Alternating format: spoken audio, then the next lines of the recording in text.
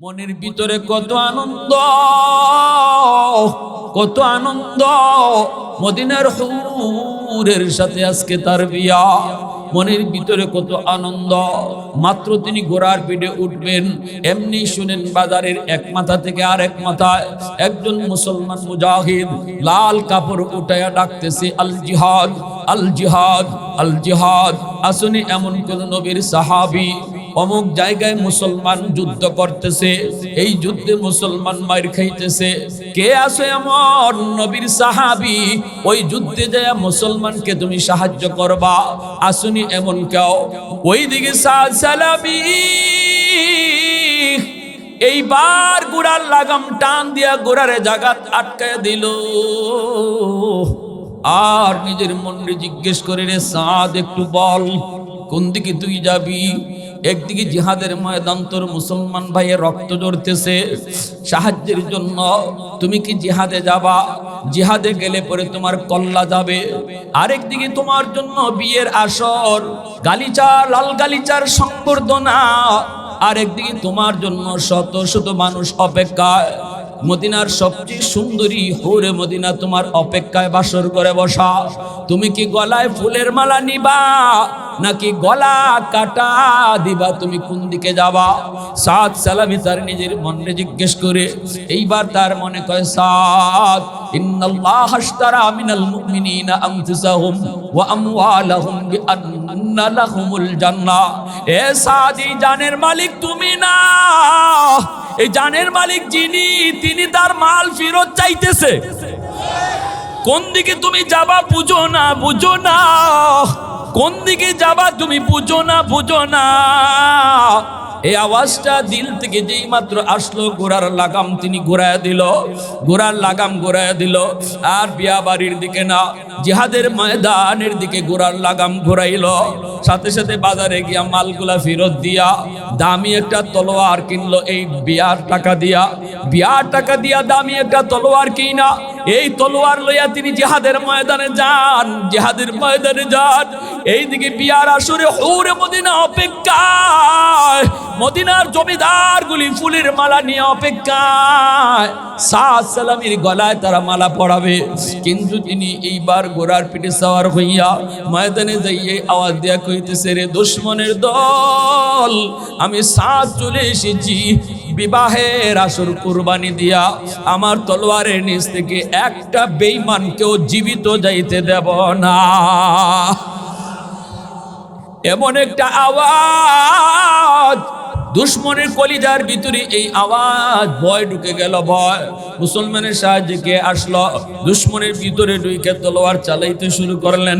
আল্লাহ তার তলোয়ারকে 300 হাত লম্বা বানায় দিলেন। এক একটা ঘোড়া নিদায় শয়ে শয়ে দুশ্মনের কল্লা আলোক হইয়া জমিনে পইরা যায়। এইবার দুশ্মনগুলা কয়, হায় হায়, কে আইছে আমাদেরকে ধরার জন্য? মুসলমান যারা বাগার পথে ছিলেন তারা এইবার ফিরে দাঁড়ালেন। আমাদের সাহায্য আল্লাহ পাঠাইয়া দিছে। মুসলমান আবার ঘুরে দাঁড়ালেন। দুশ্মন আর টিকতে পারল না। মুসলমান যারা পরাজিত হওয়ার পথে আসিল, এরা এইবার বিজয়ী হওয়ার পথে।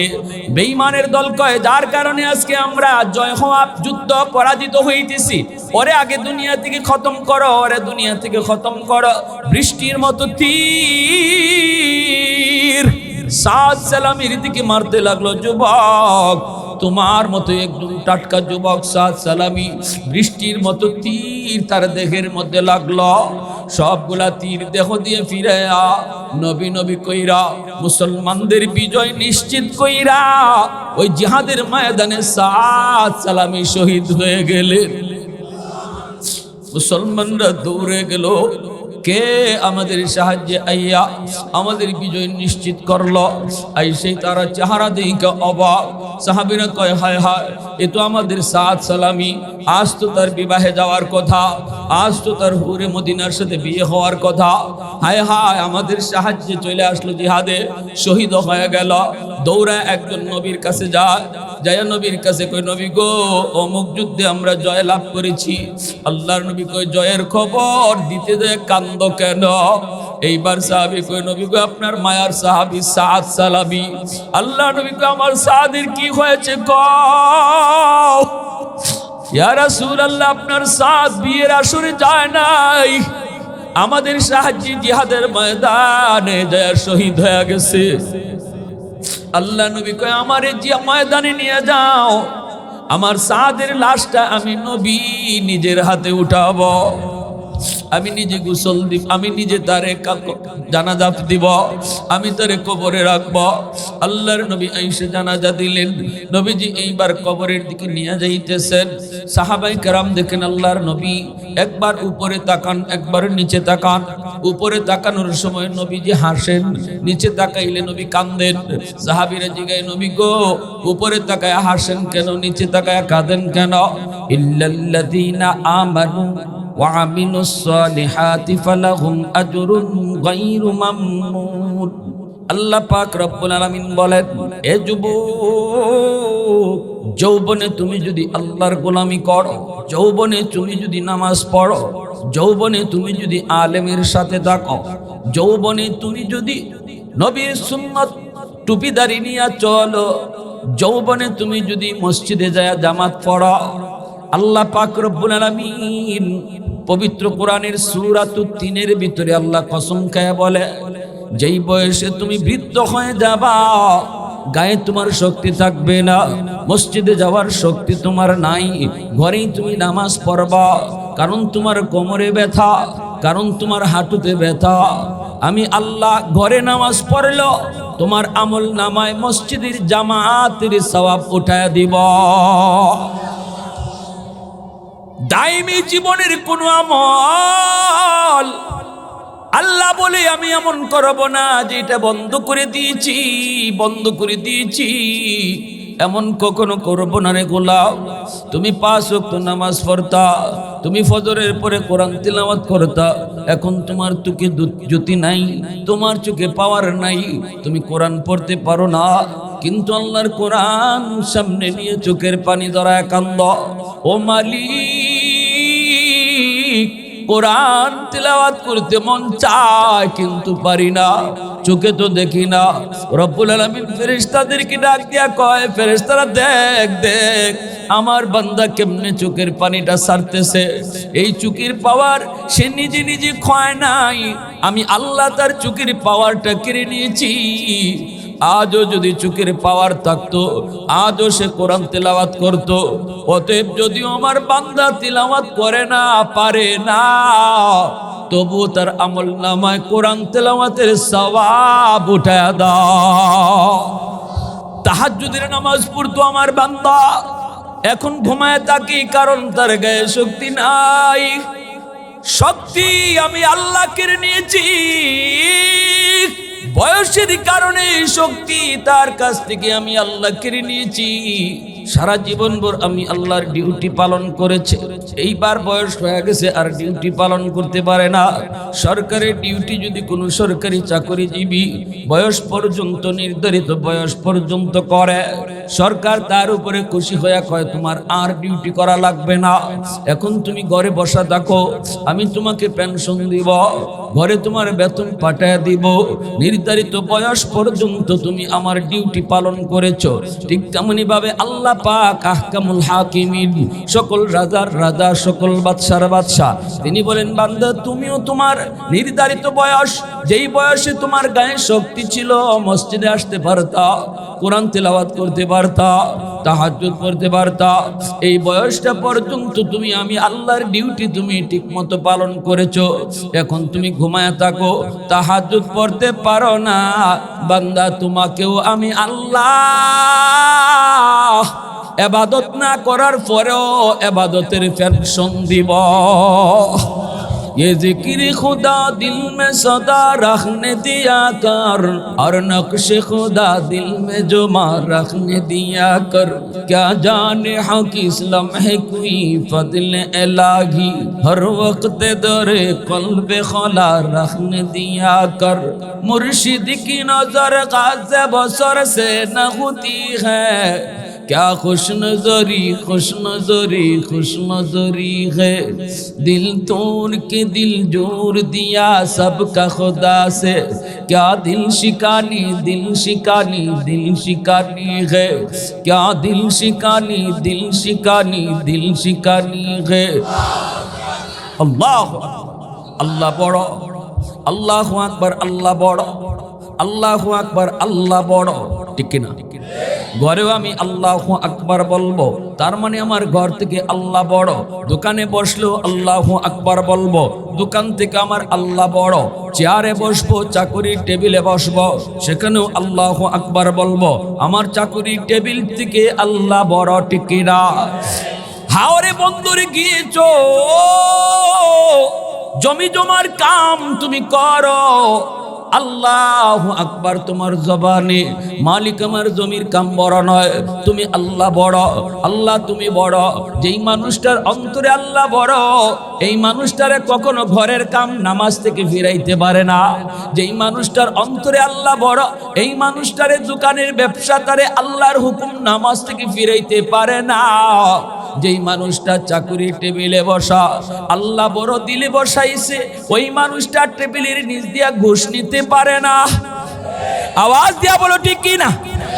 জমির আইলে যাওয়ার পরেও যেই মানুষটায় কয় আল্লাহ বড়, সে জমির আইল কাটতে পারে না, আরেকজনের জমির পানি নিতে পারে না, কারণ আল্লাহ বড়। ভাইরা বন্ধুরা, কিতাবের ভিতরে লিখেন, যে যত বেশি আল্লাহ বড় বলবে, আল্লাহু আকবার কইয়া আল্লাহ বড় যত বলবে, আল্লাহ তাকেও সমাজের ভিতরে বড় বানায় দিবে। আল্লাহু আকবার। যে যত বেশি হামিদ হবে, আল্লাহ তারে মাহমুদ বানাবে। যত বেশি আলহামদুলিল্লাহ বইলা আল্লাহর প্রশংসা যেই মানুষটা যত বেশি করবে, আল্লাহ তাকে মানুষের মাঝে প্রশংসিত বানায় দিবে, আল্লাহ তারে মাহমুদ বানাবে। আর যে যত বেশি সুবহানাল্লাহ বলবে, সুবহানাল্লাহ শব্দের অর্থ হলো আল্লাহ তুমি পাক, আল্লাহ তুমি পবিত্র, আল্লাহ তাকেও তত বেশি পাক পবিত্র বানায় দিবে। আল্লাহর জান্নাতে পাক হওয়া ছাড়া ঢুকে যায় না রে যুবক। আল্লাহর জান্নাত পাক, আল্লাহ নিজেও পাক। এই পাক জান্নাতে নাপাক মানুষ ঢুকতে পারে না, আল্লাহর পাক জান্নাতে নাপাক মানুষ ঢুকতে পারে না। এজন্য তোমাকে পাক হওয়াই লাগবে। সুবহানাল্লাহ যত বেশি বেশি তুমি বলবা, এই জবান তোমার মিথ্যা কথা কয়া নাপাক, এই হাত দিয়ে অন্যায় কাজ কইরা হাত তোমার নাপাক, পা দিয়ে অন্যায় কাজে যাওয়ার দ্বারা পা নাপাক, চোখ দিয়ে অন্যায় দেখার দ্বারা চোখ নাপাক। এই নাপাক অঙ্গগুলিকে আল্লাহ পাক। সুবহানাল্লাহ যত বেশি কইবা, আল্লাহ তত তাড়াতাড়ি অঙ্গগুলাকে পাক বানায় দিবে। এজন্য আল্লাহ পাক রব্বুল আলামিন কই, ইল্লাল্লাযীনা আমানু ওয়া আমিলুস সালিহাত ফালাহুম আজরুন গায়রু মামনুন। কোন আমলই আমি আল্লাহ বন্ধ রাখবো না। যে যৌবনের সব আমল আমি বৃদ্ধ বয়সে জারি রাখবো। যদিও বৃদ্ধ বয়সে তুমি পারো না, কিন্তু যৌবনে যদি এই আমল রেগুলার তুমি করো, তাহলে যৌবনে না করলেও আমল তোমার জারি থাকবে। সুবহানাল্লাহি ওয়া বিহামদিহি, সুবহানাল্লাহিল আযীম। অতএব যুবক, যৌবনটা কোন কাজে ব্যয় করবা? মায়ার নবী মসজিদে নববীতে বসা একজন যুবক সাহাবী আইছেন, তরতাজা একজন যুবক। জানটা কার জন্য দিবা এবার একটু বুঝো। এই জানের মালিক তুমি আমি না, দেহের মালিক তুমি আমি না, মালিক হলেন আল্লাহ, দখলে তোমার আমার। হে যুবক, নেতার কথায় জান দেওয়া যাবে না, নেতার কথায় দেহ দেওয়া যাবে না। এই জানের মালিকও তুমি না, জানের মালের এই দেহের মালিকও তুমি না, মালের মালিকও তুমি না। মালিক হলেন কে? আল্লাহ। অতএব যিনি মালিক, তার মর্জি মতোই জিনিস ব্যয় করলে আমানতদারি রক্ষা হয়। আর যদি নিজের মর্জি চালাও, তাহলে আমানতে খিয়ানত হয়। কিভাবে কার জন্য জানতে দিবা? নবীর সাহাবী বসা, যুবক আইসা বলে, রাসূলুল্লাহ আমার কাছে কেউ বিয়া দেয় না, আমি বড় টেনশনে আছি। আপনি কইছেন আন নিকাহু মিন সুন্নতি, ফামান রাকিবা আন সুন্নতি ফালাইসা মিন্নি, বিবাহ কর আমি নবীর সুন্নত যে বিবাহ করতো না এ আমার উম্মত না। নবী গো আপনার এই হাদিস পেয়ে আমি বড় পেরেশানিতে, বহু জায়গায় বিয়ার প্রস্তাব দিছি, কেউ বিয়া দেয় না। আল্লাহ নবী কয় কও কি কেন দেয় না? কয় কারণ আমার চেহারা সুরত ভালো না, আমি আরবের মধ্যে সবচেয়ে কালো, আমাকে আরবের মানুষ গুরাবুল আরব কয়, আরবের কাক কয়, এজন্য কেউ দেয় না। দ্বিতীয় আরেকটা কারণ হলো আমি মক্কা থেকে মদিনায় হিজরত করে এসেছি, মদিনায় আমার কোনো ঘর নাই বাড়ি নাই, অতএব আমার কাছে বিয়া দিব কেডায়? কিন্তু আপনি তো কইছেন বিয়া করণই লাগবো, বিয়া করতেই হইব, বিয়া যদি কেউ না করে হে আমার উম্মতই না। আমার তো শারীরিক সামর্থ্য আছে বিয়া করার, কিন্তু এখন কর্ম কি? কেউ যদি বিয়া না দেয়, আমি আপনার কাছে পরামর্শের জন্য আইছি। আল্লাহ নবী কয় তোমার কাছে কেউ বিয়া দেয় না? করে না গো নবী দেয় না। নবী কয় যাও আমি তোমারে ফাটাইলাম এক জায়গায় বিয়ার প্রস্তাব লইয়া যাও, যার কাছে যাইবা ইনি হইছে মদিনার সবচেয়ে বড় ধনী মানুষ, মদিনার জমিদার, তার একটা মাত্র মেয়ে আছে, মেয়েটাকে মদিনার মানুষে হুরে মদিনা কয়, এত সুন্দরী। ওই মেয়েটার জন্য তুমি যে বিয়ার প্রস্তাব দেও, যদি কিছু কয় কইও আমি নবী তোমারে ফাটাইছি। সুবহানাল্লাহ, জোরে কইবেন না? আল্লাহু আকবার। সাহাবায়ে কেরাম আল্লাহ নবীর কথার উপরে কি পরিমাণ ইয়াকিন ছিল, বলা মাত্রই ইনি দৌড় শুরু করছেন। নবী কইছেন আর কোনো টেনশন নাই। আমরা হইলে একটু ভাবতাম, যাইতাম যে গেলে নিয়ে আবার মাইল খাই। আমার কাছে গরিবের মেয়ে বিয়া দেয় না, কালো মেয়ে বিয়া দেয় না, কালো মেয়ে বউ পাই না, আবার নবী ফাটাইতেছে জমিদার বাড়ি, আবার ফাটাইতেছে মদিনার সবচেয়ে সুন্দরী। আল্লাহরে গেলে পরে নিয়ে আমার আটকায় ফিটায়, এই চিন্তা আমাদের মাথায় আসতো। কারণ আল্লাহ নবীর কথার উপরে যার যেই পরিমাণ ধারণা, সাহাবায়ে কেরামের ধারণা কি পরিমাণ আছিল, কোনো বাড়তি কোনো চিন্তাই করলেন না। গেলে কি হইব? নবী কইছেন যাও, সাথে সাথে দৌড় শুরু করে দিয়েছে। মাসকানে সাহাবায়ে কেরাম তারে পাইলেন, সাহাবীরা জিজ্ঞেস করে সাদ কোথায় যাও? সাদ সালামি বলতেছে অমুকের বাড়িতে বিয়ের প্রস্তাব নিয়ে যাই। কার জন্য? সাদ সালামি কয় আমার জন্য। অন্য সাহাবীরা কইছে সাদরি কি কইতেছো, তোমার হুঁশ আসেনি? তুমি জানোনি ওই মেয়ে কত সুন্দরী, মদিনার মানুষ তারে হুরে মদিনা কয়। কয় জানি তো। কয় তোমার চেহারা দেখছুনি আয়নায়? তাও দেখছি। কয় তাহলে কেমনে সাহস করেছ? সাদ সালামি বলে আমি তো যাই নাই, আমাকে পাঠানো হয়েছে। সাহাবীরা জিজ্ঞেস করে রে সাদ কে তোমাকে পাঠাইছে?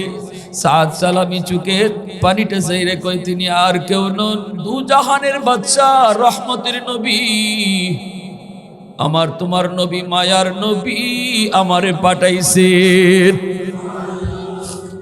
এ বেটা সাদ তাহলে দৌড় দে, আর দেরি করবি না, নবী পাঠাইছেন আর কোনো টেনশন নাই। সাদ দৌড়ে চলে গেলেন জমিদারের বাড়িতে, যাই জমিদারকে একটা সালাম দিলেন, ওয়া আলাইকুমুস সালাম ওয়া রাহমাতুল্লাহ। কে তুমি? আমি নবী সাহাবী। কি তোমার নাম? কয় সাদ সালামি। কেন এসেছো? আপনার মেয়ের বিয়ের প্রস্তাব লইয়া। কার লাগে? উনি কয় আমার লাগে। ওই এমনি হুরে মদিনার বাপ চেয়ার থেকে দাঁড়ায় গেছে। কই তুমি আমার মেয়ের জন্য বিয়ার প্রস্তাব দিতে আইছো? তোমার হুঁশ আসেনি? এত বড় সাহস তুমি কেমনে করেছ? সাদ সালামি তখন কয় রাগ করবেন না, আমি তো প্রস্তাব দেই নাই, আমাকে দেওয়ানো হয়েছে। কে তোমাকে প্রস্তাব দেওয়াইছেন? কই তিনি আর কেউ নন, তিনি রহমতের নবী, সরওয়ারে দু জাহান, সরকারে দু জাহান, রহমতের নবী, তিনি প্রস্তাব দেওয়াইছেন। আল্লাহু আকবার। উলফত মে তেরি ওয়াইস নে দান কুতুরা, বু বকর উমর নকশ কদম তেরা না চুরা। উলফত মে তেরি ওয়াইস নে দান কুতুরা, বু বকর উমর নকশ কদম তেরা না চুরা। আয় উশাকে নবী ওয়াকে আসরারে মদিনা, सुल्तान के सुल्तान के सुल्तान मदीना, सरकार का सरकार है सरकार मदीना। गुलजार का गुलजार है गुलजार मदीना। अल्लाह ने मक्का ही में ये काबा बनाया, अल्लाह ने मक्का ही में ये काबा बनाया। इस काबा का काबा तेरी मरकद को बनाया। ऐसा लम्हा जी चले जा राहे मदीना। सुल्तान के सुल्तान है सुल्तान मदीना। सरकार का सरकार है सरकार मदीना। गुलजार के गुलजार है गुलजार मदीना। সকল সরকারের সরকার, সকল বাদশার বাদশাহ, দু জাহানের বাদশাহ আমার আপনার নবী, ঠিক কিনা? হুরে মদিনার বাবা মাথা গরম হয়ে গেছে। আল্লাহ নবীর নাম শোনার পরও সে ঠান্ডা হয় না। কয় সাদ, আমি নবীরে মানি, নবীর সব কথা মানি, কিন্তু এটা মানতে পারলাম না, কারণ মেয়েটা আমার, আমি মেয়ের বলি, আমার যেখানে পছন্দ এখানে বিয়া দিব। ইসলামের এটাই তো নিয়ম, বলি যে তার পছন্দ মতো বিয়া দিব, আমি বিয়াতে রাজি হইতে পারলাম না। বলুন তো, আল্লাহর নবীর সব কথা মানতে হবে। কোনো একটা কথা যদি কেউ না মান্না কয় নবীরে মানি, এটা মানা হয়নি। আর একটু জোরে জোরে কন, আমার আপনার নবী হলেন শেষ নবী, নবীর পরে কোনো নবী নাই। এই কথাটা যদি কেউ মানে তাহলেই তো সে নবীরে মানল। যদি কয় আমি নবীর সব কথা মানি কিন্তু খতমে নবুয়তের আন্দোলনে আমি রাজি না, তাহলে সে নবীরে মানলনি। আওয়াজ আসতে কেন, জোরে কর। কাদিয়ানি কাফের, এই কথা কইতে যদি কেউ লেট করে এ কখনো মুসলমান হতে পারবে না। কাদিয়ানি কাফের, এই কথা বলতে যদি আপনার দেরি হয় বুঝবেন ইমানের সমস্যা আছে। প্যারে হাজিরিন, আব্দুল্লাহ দরখাস্তি রহমতুল্লাহ আলাইহি ইনি পাকিস্তান আসলেন। আয়েশা শাহ সৈয়দ শাহ আতাউল্লাহ বুখারী রহমতুল্লাহ আলাইহিকে সালাম জানাইয়া বলতেছেন, মায়ার নবী আপনার নাম ধইরা কইছেন, আপনার উপরে নবী খুশি। শুকরিয়া আদায় করতে গিয়ে সেজদায় পড়ে কান্না শুরু করলেন। আল্লাহ, আমার মতো আতাউল্লাহ নাপাকের নাম যে আমার নবীর পাক নবীর পাক জবান দিয়ে তুমি বাইর করাইছো, আমার নাম যে তুমি নবীর জবান দিয়ে বাইর করাইছো। কে তিনি? নবীর আওলাদ। কেমনে নবীর আওলাদ? ওই এক অনুষ্ঠানের ভিতরে ইসলামী আন্দোলনের ইসলামী একটা প্রোগ্রামে আসছে শাহ আতাউল্লাহ বুখারী রহমতুল্লাহ আলাইহি, ইনি গেছেন বয়ান করার জন্য, কিন্তু যারা আছে শ্রোতা এরা সবই মুসলিম লীগ, ওনারে পছন্দ করে না, কারণ ইনি অখণ্ড ভারতের পক্ষে, কুতুবুল আলম সৈয়দ হুসাইন আহমদ মাদানী রহমতুল্লাহ আলাইহির সাথে অখণ্ড ভারতের পক্ষে ছিলেন, যার কারণে মুসলিম লীগের সদস্যরা, মুসলিম লীগের শ্রোতারা ওনাদেরকে ভালো জানতো না। উনি স্টেজে উঠছেন, কয় আপনি বয়ান করতে পারবেন না, আপনারা বয়ানের সুযোগ দেওয়া হবে না। এই কথা বললে পাথর মারা শুরু করছে। সৈয়দ শাহ আতাউল্লাহ বুখারী রহমতুল্লাহ আলাইহিকে তারিখের কিতাবের শরণাক করে লেখা, প্রতিটা পাথর অদৃশ্য একটা লোহার খাঁচার মধ্যে আওয়াজ কইরা টাসটাসায়া পাথরগুলা নিচে পড়া যায়, একটা পাথরও সৈয়দ আতাউল্লাহ বুখারীর শরীরে লাগে না। আর উনি মাথা নিচের দিকে দিয়ে বসা। পাথর মারা শেষ হওয়ার পর এইবার তিনি বলতেছেন, বাবারা, বাচ্চারা, তোমরা তো অনেক পাথর মারছো আমারে, এবার কি আমাকে একটু কোরআন তেলাওয়াত করতে দিবা? সবাই বললো ঠিক আছে তেলাওয়াত করেন, কিন্তু তরজমা করবেন না। ইনি কই ঠিক আছে তরজমা করবো না। ইনি তিলাওয়াত শুরু করলেন। অল্প সময়ের ভিতরে আল্লাহর কালামের তিলাওয়াত দিলের ভিতরে, মনের ভিতরে, কণ্ঠের মধ্যে যে যতটুকু মায়া আর দরদ ছিল সেই দরদটা আল্লাহর কাছ থেকে চাইয়া তিনি তিলাওয়াত শুরু করলেন। প্রতিটা মানুষ সাথে সাথে ওই মুহূর্তে মাথা নিচে দিয়া লজ্জায় পড়ে গেল, যার তিলাওয়াতের মধ্যে এত জাদু, এই মানুষটারে আমরা কেমনে মারলাম। হুজুর আরেকটু বয়ান করে, এখন কয় বয়ান করে, চোখ দিয়ে দর দর করে মানুষগুলার চোখে পানি পড়তেছে, কাঁদতেছে। আল্লাহর ওলিরা তিনারা তো কম কথা বলতেন, কম কথাই মানুষের দিলে গিয়ে আসর পড়ত, মানুষের কান্নার রুল ফিরে যেত, কান্নার রুল ফিরে যেত, কান্নার রুল ফিরে যেত। হ্যাঁ আমার ভাইরা, সিলেটের জমিনে আজকে সে আল্লাহর ওলিরা অনেকেই নাই। কুতুবে জামান শাইখে কাতিয়া রহমতুল্লাহ আলাইহি, যে মাদ্রাসা আমি ছোটবেলা পড়েছি, গতকাল এই সভাতে ছিলাম। আল্লাহর ওলি যেদিকে গেছেন কম কথা, কিন্তু প্রতিটা কথা আমাদের দিলের মধ্যে তীরের মতো যায় লাগতো। শাইখে গাজীনগরী রাহিমাহুল্লাহ আজকে নাই, শেখ গৌরিয়া আজকে নাই। তারা এত লম্বা বয়ান করতেন না, কম কথা বলতেন, কিন্তু প্রতিটা মানুষের দিলের ভিতরে তুফান শুরু হতো। তাদের অল্প কথায় কি পরিমাণ আসর ছিল। শেষ পর্যন্ত মানুষগুলা মাফ চাই, হুজুর মাফ চাই, মাফ করবেন, আমরা আপনার সাথে বেয়াদবি করছি। হুজুর শুধু এতটুকু জানতে চাই, আমরা পাথর মারলাম, আপনি মাথার নিচের দিকে দিয়ে বয়ে রইলেন। মানুষে তো এইভাবে পাথর একটু ফিরায়, একটু চায়, কিন্তু আপনি নিচের দিকে চাওয়া, সামনে চাইলেন না, হাতও বাড়াইলেন না, কেন নিচের দিকে চাইয়া রইলেন? তিনি বলতেছেন, বাবারা আমি নিচের দিকে তাকাইছি যেন তোমাদেরকে চিনতে না পারি কারা আমাকে পাথর মারছো। কিয়ামতের ময়দানে যখন আমার নানাজান রহমতের নবী যখন আমারে জিজ্ঞেস করবেন, আতাউল্লাহ তোরে কারা কারা পাথর মারছিল, আমি নবীরে দেখা, ওই দিন যেন বলি, নবী গো আমি এদেরকে চিনি না, আমি এদেরকে দেখি নাই। এই আখলাকটা ছিল আমার নবীর আখলাক, যার নাম খুলুকে আজিম। কেউ মারতো এরপরেও বদ্ধ দিতেন না। সেই আখলাকের ওয়ারিস হলেন উলামায়ে দেওবন্দ। সেই আখলাকের ওয়ারিস হলেন উলামায়ে দেওবন্দ। প্যারে হাজিরিন, এজন্য বলতেছিলাম নবীকে শুধু মানলেই হবে না, নবীর সব কথা মানতে হবে, তাহলেই মানা হয়। সাহাবী সাদ সালামী রাদিয়াল্লাহু তাআলা উনি চলে আসছেন, বেটা বিয়া দিবে না, কি করবে, উনি চলে আসতেছেন। এই অবস্থায় দেখা গেল মেয়েটা ঘর থেকে বের হইয়া বলতেছে, আব্বা আমাদের বাড়িতে কে আসছিল, আওয়াজ পাইলাম। বাবা বলতেছে, মা এসেছিল নবীর একজন সাহাবী, নাম হলো সাদ সালামী।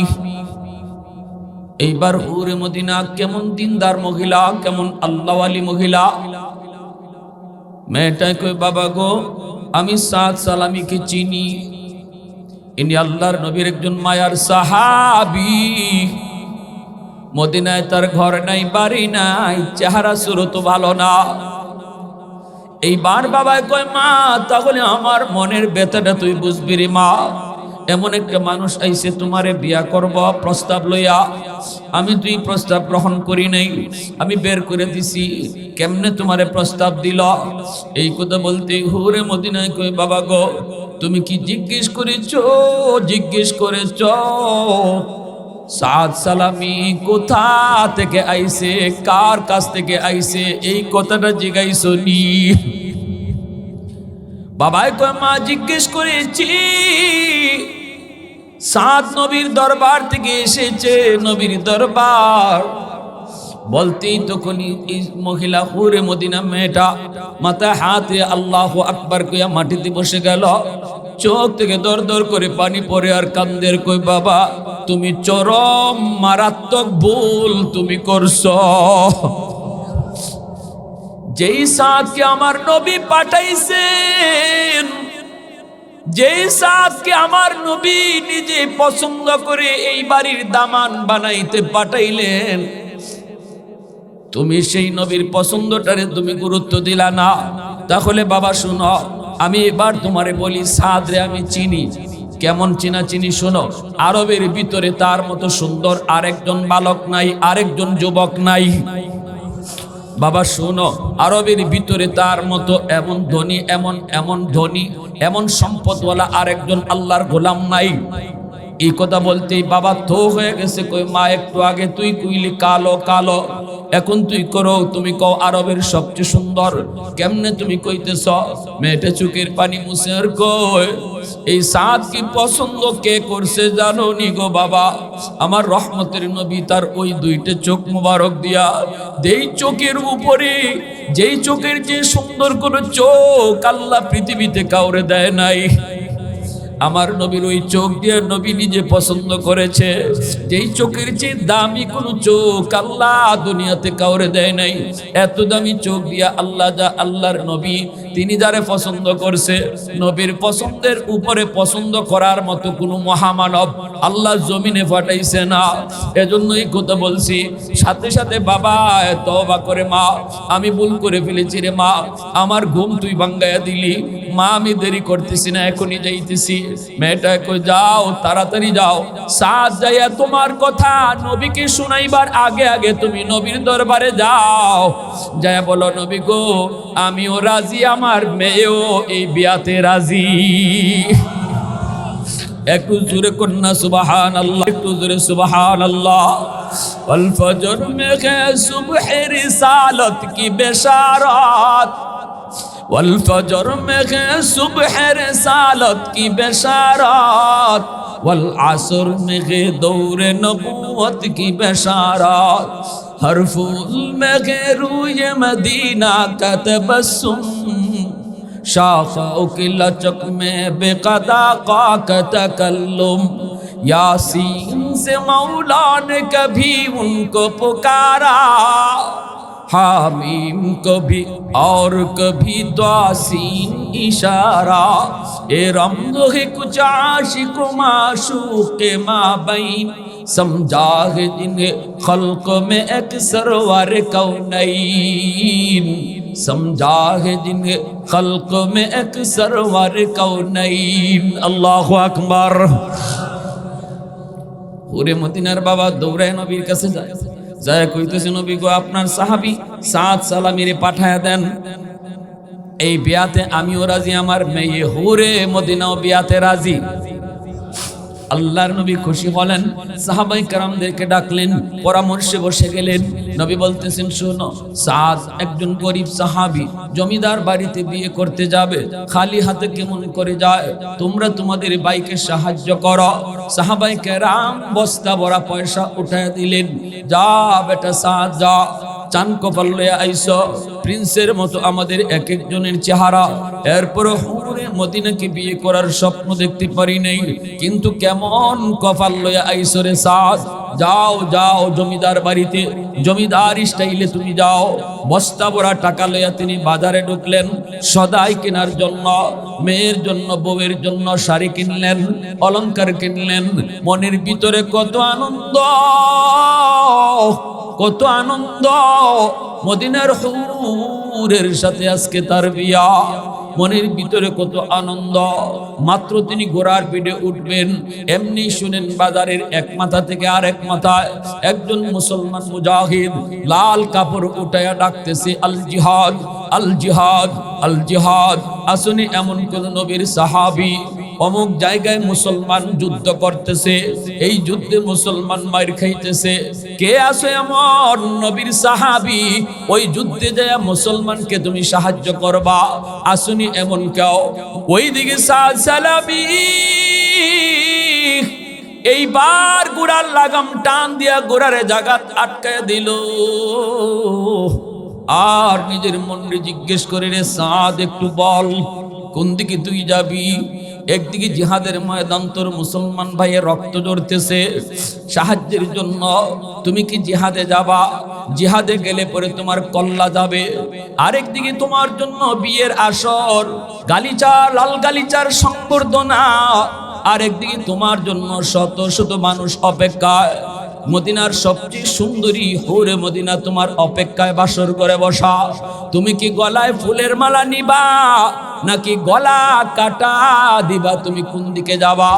সাদ সালামি তার নিজের মনে জিজ্ঞেস করে, এইবার তার মনে কয়, সাদ ইন্নাল্লাহ আশতারা মিনাল মুমিনিনা আনফুসাহুম ওয়া আমওয়ালাহুম বিআন্না লাহুমুল জান্নাহ।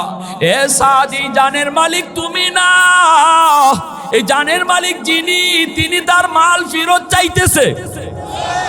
কোন দিকে তুমি যাবা বুঝো না, বুঝো না, কোন দিকে যাবা তুমি বুঝো না, বুঝো না। এই আওয়াজটা দিল থেকে যেই মাত্র আসলো, ঘোড়ার লাগাম তিনি ঘোরায় দিল, ঘোড়ার লাগাম ঘোরায় দিল। আর বিয়া বাড়ির দিকে না, জিহাদের ময়দানের দিকে ঘোড়ার লাগাম ঘোরাইল। সাথে সাথে বাজারে গিয়া মালগুলা ফেরত দিয়া দামি একটা তলোয়ার কিনলো। এই বিয়ার টাকা দিয়া, বিয়ার টাকা দিয়া দামি একটা তলোয়ার কিনা এই তলোয়ার লইয়া তিনি জিহাদের ময়দানে যান, জিহাদের ময়দানে যান। এইদিকে বিয়ার আসরে হুরে মদিনা অপেক্ষায়, মদিনার জমিদার গুলি ফুলের মালা নিয়ে অপেক্ষায়, সাদ সালামির গলায় তারা মালা পরাবে। কিন্তু তিনি এইবার ঘোড়ার পিঠে সওয়ার হইয়া ময়দানে যাইয়ে আওয়াজ দিয়া কইতেছে, রে দুশমনের দল, আমি সাদ চলে এসেছি বিবাহের আসর কুরবানি দিয়া। আমার তলোয়ারের নিচ থেকে একটা বেঈমানকেও জীবিত যাইতে দেব না। এমন একটা আওয়াজ দুশ্মনের কলিজার ভিতরে এই আওয়াজ, ভয় ঢুকে গেল। ভয় মুসলমানের সাহায্যে কে আসলো? দুশ্মনের ভিতরে ঢুকে তলোয়ার চালাইতে শুরু করলেন। আল্লাহ তার তলোয়ারকে 300 হাত লম্বা বানায় দিলেন। এক একটা ঘোড়ানি দেয়, শয়ে শয়ে দুশ্মনের কল্লা আলোক হইয়া জমিনে পইরা যায়। এইবার দুশ্মনগুলা কয়, হায় হায়, কে আইছে আমাদেরকে ধরার জন্য? মুসলমান যারা বাগার পথে ছিলেন তারা এইবার ফিরে দাঁড়ালেন। আমাদের সাহায্য আল্লাহ পাঠিয়ে দিছে। মুসলমান আবার ঘুরে দাঁড়ালেন। দুশ্মন আর টিকতে পারলো না। মুসলমান যারা পরাজিত হওয়ার পথে আসিল, এরা এইবার বিজয়ী হওয়ার পথে। বেঈমানের দল কয়, যার কারণে আজকে আমরা জয় হওয়া যুদ্ধ পরাজিত হইতেছি, ওরে আগে দুনিয়া থেকে খতম করো, ওরে দুনিয়া থেকে খতম করো। বৃষ্টির মতো তীর সাদ সালামির দিকে মারতে লাগলো। যুবক, তোমার মতো একদম টাটকা যুবক সাদ সালামি, বৃষ্টির মতো তীর তার দেহের মধ্যে লাগলো। সবগুলা তীর দেহ দিয়ে ফিরে নবী নবী কইরা মুসলমানদের বিজয় নিশ্চিত কইরা ওই জিহাদের ময়দানে সাদ সালামি শহীদ হয়ে গেলেন। মুসলমানরা দৌড়ে গেল, কে আমাদের সাহায্যে আইয়া আমাদের বিজয় নিশ্চিত করলো? সেই তারা চেহারা দেখে অবাক। সাহাবীরা কয়, হায় হায়, এ তো আমাদের সাদ সালামি। আজ তো তার বিবাহে যাওয়ার কথা, আজ তো তার হুরে মদিনার সাথে বিয়ে হওয়ার কথা। হায় হায়, আমাদের সাহায্যে চলে আসলো, জিহাদে শহীদ হয়ে গেল। দৌড়া একজন নবীর কাছে যায়, যায়া নবীর কাছে কই, নবী গো, অমুক যুদ্ধে আমরা জয় লাভ করেছি। আল্লাহর নবী কই, জয়ের খবর দিতে যায় কান্দ কেন? এইবার সাহাবী কই, নবী গো, আপনার মায়ার সাহাবী সাদ সালামি। আল্লাহ নবী কই, আমার সাদের কি হয়েছে কও?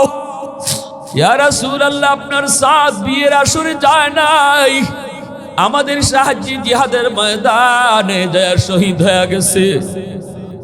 আল্লাহ নবী কয়, আমারে যে ময়দানে নিয়ে যাও, আমার সাদের লাশটা আমি নবী নিজের হাতে উঠাবো, আমি নিজে গোসল দিব, আমি নিজে তারে জানাজা দিব, আমি তারে কবরে রাখবো। আল্লাহর নবী আইসা জানাজা দিলেন। নবীজি এইবার কবরের দিকে নিয়ে যাইতেছেন। সাহাবাই কেরাম দেখেন আল্লাহর নবী একবার উপরে তাকান, একবার নিচে তাকান। উপরে তাকানোর সময় নবীজি হাসেন, নিচে তাকাইলে নবী কাঁদেন। সাহাবীরা জিগায়, নবী গো, উপরে তাকায় হাসেন কেন, নিচে তাকায় কাঁদেন কেন? নবী কয়, আমি যখন আমার সাদের দিকে তাকাই তখন মনে পড়ে যায় একজন মানুষ, তার জীবনের কত ইচ্ছা, তার জীবনের কত আনন্দ, তার জীবনের এত সুখ, সব কিভাবে আল্লাহর জন্য কুরবানি দিল। আমার সাদ হলো এর জন্য নজির। এই সাদের দিকে তাকায় আমার চোখ দিয়া পানি আয়। কিন্তু যখন আসমানের দিকে তাকাই তখন দেখি প্রথম আকাশে জান্নাতি হুররা বাসর ঘরে বৈশা সাজা, আর তাদের হাতে মেহেদি লাগানো, তাদের হাতের মধ্যে স্বর্ণের বালা। জান্নাতি হুররা আমাকে ডাইকা কয়, নবী গো, আপনার যেই সাহাবী দুনিয়ার হুরের মায়া কুরবানি দিছে আল্লাহর জন্য, ওই মালিক আমরা জান্নাতি হুরকে বাসর ঘরে বসায় রাখছে। যেই বাসর ঘরের হুরের মায়া কুরবানি দিছে ওই সাদের জন্য, আল্লাহ আমরা জান্নাতি হুরকে বাসর ঘরে বসায় সাজায় রাখছে। যত তাড়াতাড়ি আপনি কবরে রাখবেন তত তাড়াতাড়ি আল্লাহ আমাদের সাথে তার বিয়ে পড়ায়া দিবে। এ যুবক, এজন্যই বলি, যৌবনটা যেভাবে খুশি এইভাবে দেওয়া যাবে না। যত আল্লাহর ওলি হয়েছেন সবাই ওলি হয়েছেন যৌবন কালে, আল্লাহর জন্য, দ্বীনের জন্য। মায়ার নবী, দয়ার নবী, রহমতের নবী পরিষ্কার বলে দিয়েছেন, লা ওয়ারাকাল কাফি। নবী বলেন, শোনো, বুজুর্গি কোন জিনিসের নাম? বুজুর্গি হলো ক্ষমতা আছে তোমার গুনাহ করার, সুযোগ আছে তোমার গুনাহ করার, এরপরও তুমি গুনাহ করলে না। সুযোগ ছিল তোমার অন্যায় করার, এরপরও তুমি গুনাহ করলে না। আল্লাহর ডরে নবী বলেন, এই মানুষটাই হলো তোমাদের ভিতরে আল্লাহর ওলি। বৃদ্ধ বয়সে তোমার করবার ক্ষমতাই তো নাই, যাত্রার আয়োজন করার ক্ষমতাই তো নাই। তুমি যদি কো আমি যাত্রার আয়োজন করি না, তোমার না করার উপরে আল্লাহ এত খুশি না। কিন্তু একটা যুবক সে যদি বলে আমার ক্ষমতা ছিল বাজারে যাত্রার গান গাওয়াইতাম, এরপর আমি করলাম না, আল্লাহর ভয়ে ওয়াজের আয়োজন করলাম। নবী কয় যে যুবক বা যেই মানুষটা সুযোগ আছে, ক্ষমতা আছে, এরপরও আল্লাহর ডরে গুনাহ করে না, এই মানুষটা ওই বয়সী আল্লাহর ওলি হয়ে যায়। আরো জোরে কোন সুবহানাল্লাহ, আরো জোরে সুবহানাল্লাহ। এজন্যই যুবক খুব তাড়াতাড়ি আল্লাহর ওলি হতে পারে। যত আল্লাহর ওলি হয়েছেন সবাই ওলি হয়েছেন যৌবনকালে, জোরে কন্যা সুবহানাল্লাহ। যত আল্লাহর ওলি হয়েছেন যৌবনকালে। যৌবনটারে গুরুত্ব দাও, যৌবনটারে মূল্যায়ন করো, যৌবনটারে দাম দাও। হে যুবক, একটু খেয়াল করে দেখো, ডান দিকে তাকালে দেখবা তোমার মতোই যুবক কবরে শুয়ে রয়েছে, বাম দিকে তাকালে দেখবা লেখাপড়ার সাথী, খেলাধুলার সাথী আজকে কবরে চলে গেছে। কেউ জানে না কার কখন টাইম আসে। দুনিয়ায় আসার সময় সিরিয়াল আছে, যাবার কোনো সিরিয়াল নাই, যাবার কোনো সিরিয়াল নাই। এক হাদিসে কুদসি আল্লাহ পাক রব্বুল আলামিন বলেন, জানোনি প্রতিদিন জমিন আমি আল্লাহর কাছে আবদার করে, মালিক আর কত আমি গুনাহ দেখব, আর কত গুনাহগারের পায়ের লোড নিব, আর কত সুদখোরের পায়ের আওয়াজ শুনব, আর কত জিনাখোরের পায়ের ওজন নিব। আবতালিউ ইবনা আদম ফি কারি, অনুমতি দাও এই নাফরমানগুলিকে আমি জমিন গিলে ফেলি। নাফরমানগুলিকে জমিন কয় আল্লাহ অনুমতি দাও গিলে ফেলি। আসবিরু ইলা মাতা আসবিরু, কত কাল আমি আর ধৈর্য ধরব। আল্লাহ পাক রব্বুল আলামিন কয়, এর জমিন থাম, আমার আর আমার বান্দা বান্দির ভিতরে নাক গলাবা না। আমি আল্লাহ দেখতেছি এই জমিনে কেমন গুনাহ হয়, কেমন অত্যাচার হয়, কেমন জুলুম হয়। আমি আল্লাহ দেখতেছি আমার নবীর নায়েবে নবী উলামায়ে কেরামের সাথে কেমন আচরণ হয়। এরপরও আমি কেন জালেমকে ধরি না জানোনি? কারণ এই মানুষকে আমি আল্লাহ আমার নিজের হাত দিয়া বানাইছি। আসমান আল্লাহ বানাইছেন কুন ফায়াকুন বইলা, জমিন আল্লাহ বানাইছেন কুন ফায়াকুন বইলা, ফেরেশতা আল্লাহ বানাইছেন কুন ফায়াকুন বইলা। কিন্তু আমারে আপনারে আল্লাহ পাক কুন ফায়াকুন বইলা বানায় নাই। আমারে আপনারে যখন আল্লাহ বানাইছেন, আল্লাহ বলে খালাকতু বিয়াদাইয়া, আমি আমার বান্দা বান্দিরে নিজের হাত দিয়া বানাইছি। কারণ এই চেহারার মধ্যে এত দামি কপাল, এই কপাল দিয়ে বান্দা আমার কুদরতি কদমে সাজদা দিবে। এজন্যই আল্লাহ বলে চারটা দল যতদিন থাকবে, এর ভিতরে এক দল হলো লাউলা মাশাইখু রুকা ওয়াশবাবু খুশা। আল্লাহ বলে রে জমিন, এ ফেরেশতারা, এ সাগর মহাসাগর শুন, এই জমিনের ভিতরে এখনো এমন কিছু যুবক আছে যৌবনের পাগলামি করে না, যৌবনের পাগলামি করে না। না না, বন্ধুদের সাথে গানের আয়োজনে যায় না, বন্ধুর সাথে কখনো ইয়াবা গাঞ্জা খায় না। না না, যৌবনে বাপ মার সাথে বেয়াদবি করে না, মুরব্বীদের সাথে বেয়াদবি করে না। তার মাথায় যৌবনে নবীর সুন্নত টুপি, তার মুখে নবীর সুন্নত দাড়ি। ওই যুবক এখনো যৌবনে তারে মসজিদে পাওয়া যায়, যৌবনে তারে বাপমার সেবা করতে দেখা যায়, যৌবনে তার মাথায় টুপিদারি পাওয়া যায়, যৌবনে আলেমদের সাথে সম্পর্ক পাওয়া যায়। ওই যুবকের কলিজার ভিতরে দুনিয়ার কোনো নাপাক ভালোবাসা নাই, তার কলিজার ভিতরে আমি আল্লাহর ভালোবাসা জমায়। ওই যুবকের কলিজার দিকে যখন আমি তাকাই, তখন এই গুনাহগার জমিনের প্রতি আমার মায়া লেগে যায়। এজন্য বলি যুবক, তুমি নামাজি হলে তোমার খাতিরে আল্লাহ আসমান জমিন টিকায়া রাখে।